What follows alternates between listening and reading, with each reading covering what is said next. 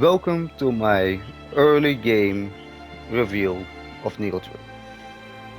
So, because Nioh is a very large game where you can easily sync up a lot of hours, I decided to pretty much do this reveal in two parts. There will be an early reveal right now, and then there will follow a reveal once I did finish the game. So, to dive in, for who is Nioh 3? Well, I think Nioh 3 is still pretty much for old and new fans. For the simple reason is yes, they changed a certain stuff in comparison with Nioh 1 and 2.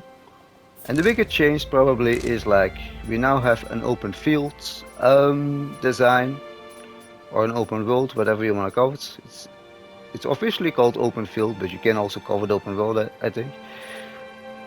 That is probably the bigger change. Like before we had missions, we had missions, loading screens, a little bit like that. Now we can pretty much go wherever we want at any given time. That being said though, that's not the only change they made. The other change that is pretty big is we kind of have two builds right now. We have Samurai and we have Ninja. Although they both have their differences.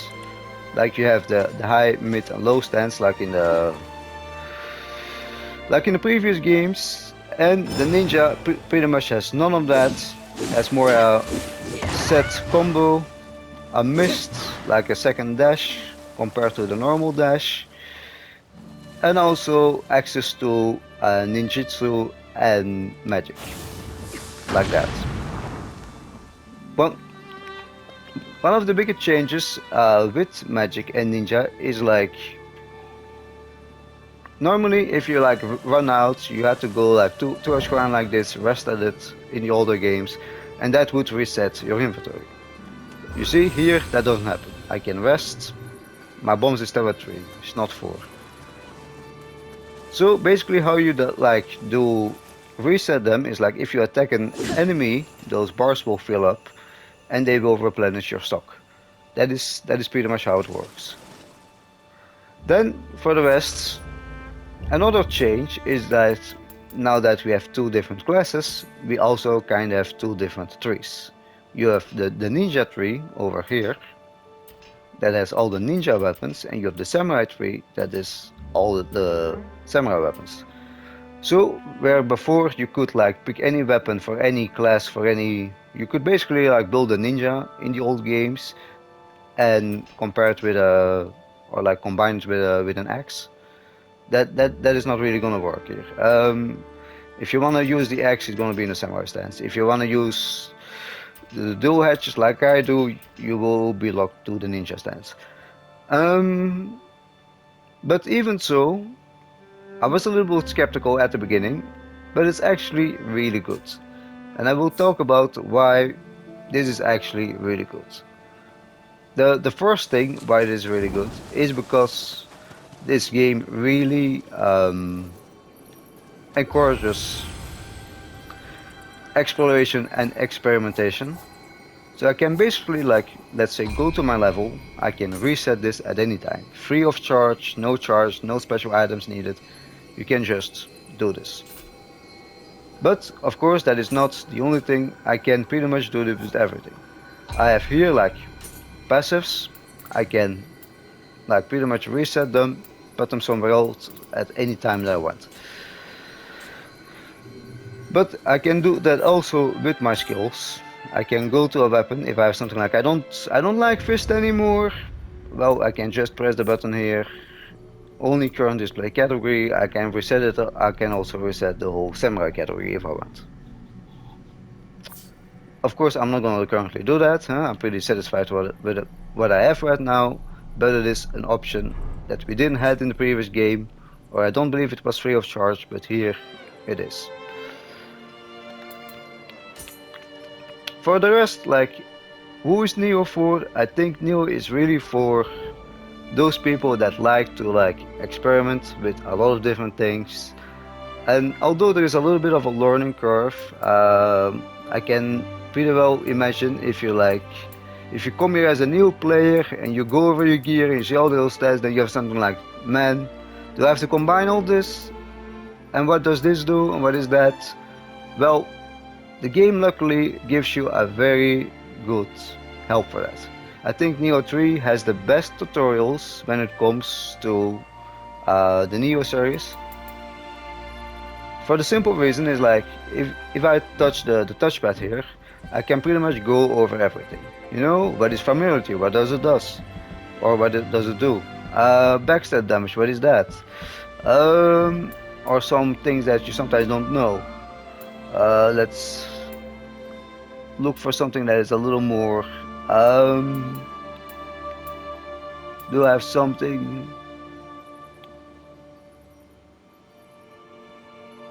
For example, here, crucible weapons. Crucible weapons are like kind of yokai weapons a little bit. You see, increase the drop rate of crucible weapons when defeating enemies. In the crucible, total effect is 2%. So the game gives you a really well explanation of pretty much every status effect, everything you see, all the way down to the bottom. I can literally look up everything.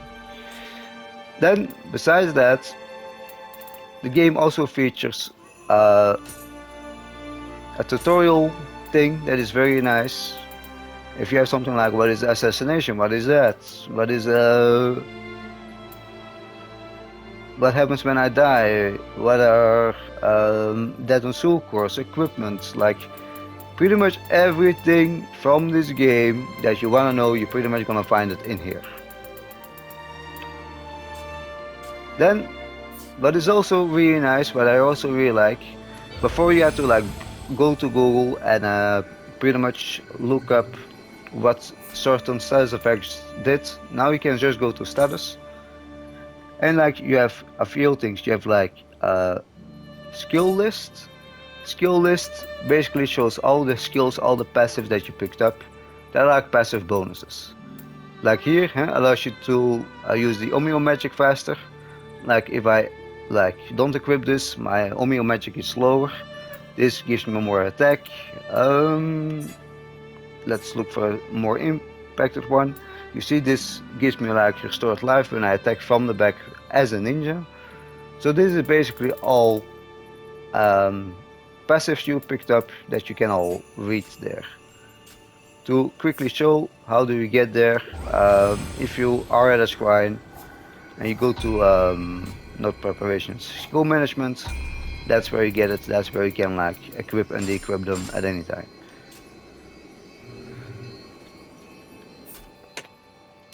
Then we have the thing, effect icon lists. Like this is pretty much every status effect, both positive and negative, that you can have. So for example, one of the easiest thing that you will encounter is like status effects like fire, water, electricity, wind. And you have a few others like poison and paralyze, but I'm just gonna focus on those four right now. So you see, if I have something like, oh, I'm burning, what does this do? Like in pretty much every game, it reduces your health over time. But if you have something like, what does water do? If I build that on an enemy or someone builds that onto me, well, it gives you increased damage received. Electricity makes you slow, and wind makes you take increased stamina damage. Like pretty much, stamina is your key. The blue bar, the white bar is your health, and the yellow bar is for guardian spirit skills. If I use that, I will do some special move. So that pretty much comes to like, for who is this game? Well, I really think that it is for people that are not afraid to learn, that are willing to spend some time on their equipment, but also for new players who never did that because of the nice tutorial system. To talk a little bit about the open world, you have pretty much shrines at every location, and I can pretty much fast travel to any of them at any time. Of course, no worries, there will be no spoilers whatsoever. But this is basically the open world. You see, I can pretty much go wherever I want. Even if I'm in the middle here and I have something like I want to fast travel all the way to here, I can do that. So that is very nice. Like the reason I think it's very like user and beginner friendly is pretty much because of their phantom system. So you basically have blue and red phantoms. Let me see if I find a red phantom. Probably gonna find one of those bridges or here. Yeah. Red phantoms are basically people that you can summon. You can defeat them.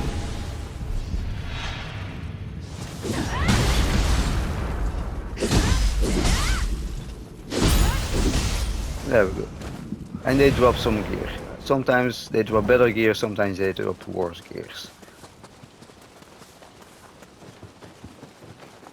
And then you obviously have the blue phantoms. The blue phantoms are pretty much like NPC allies. It can be other players. It can be real NPCs that that the devs displays. You see, and this guy will pretty much follow me along so long he's alive or so long his timer didn't run out. And this is the thing. This is not only locked to boss fights. You know, let's say that there was a boss fight here. Well, I can take him with me to help me with the boss, but I can also have something like, you know, I don't need help with the boss, but there is this tough enemy in the open world that I cannot defeat. That I'm like struggling with. Well, I can pretty much take him everywhere I want. Let's say I'm struggling with this enemy. There we go. And he will basically go fight that for me. Of course, you still need to be a little bit on your feet for dodges and stuff. But you see, he will basically help me fight my enemy. So that is why I think that Nioh, and all Niohs had this by the way, not just the third one. But that's why I think that Nioh is really user friendly as well. Quickly gonna defeat this one. And I'm not really sure, I will confirm that now, like right now on the spot, if it works or not. Yeah, you see, even if I fast travel, my NPC goes with me. So let's say that I find a grave here, but I need help all the way here on the map, for example. Well, I can just teleport there.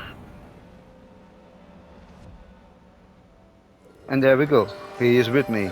He can help me defeat that enemy there on the bridge if I'm struggling there. So that is why I think Nioh is very user friendly when it comes to that. Also for the rest, you have a lot of skills, but like I said, you can pretty much reset them at any time.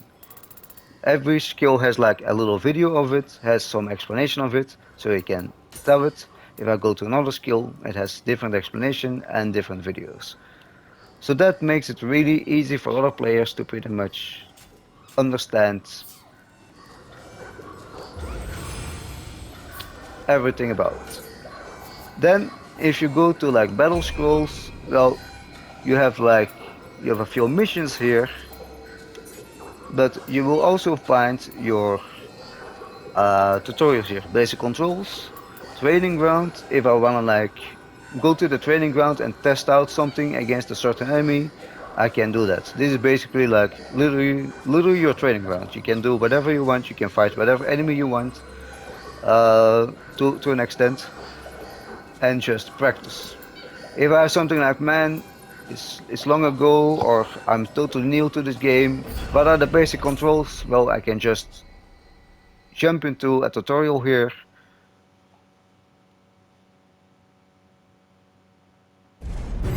And it will tell you all about it. This tutorial also plays at the beginning of the game, by the way. But like I said, if I want to refresh, well there, I just got a wooden sword. How do I equip it? Equip a sword in equipment menu. Open the menu by pressing this button. So good, I press the button. There, now I have my weapon equipped. Basic enemy, how do I lock on? Oh, R3. How do I attack? Oh, quick attack, square. There we go. And they also tell you instantly about it will deplete your ki, it will deplete your stamina.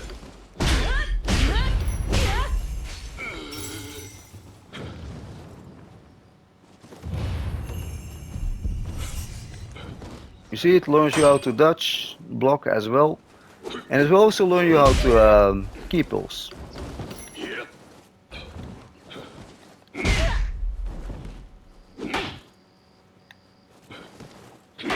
So like ki pulse is basically like if you attack, your stamina will drain, and if you time it right when that bar is filling up that you see there, you see then I can ki pulse and instantly recover some more stamina. I'm gonna leave this place. Huh? Obviously, I know the basic controls, but that's just a little example of like you do have a lot of tutorials in this game that explain you pretty much everything about the game. And besides that, we still have YouTube. We still have videos like this that can explain you everything. If you have questions, leave them down below, by the way.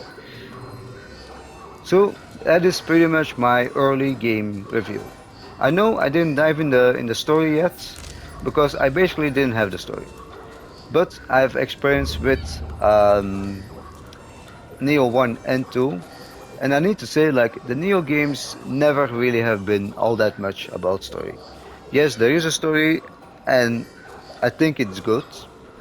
Um, but it's not like a story that you will remember. You know, it's not like a heavy rain or something. Like a story that really sticks with you.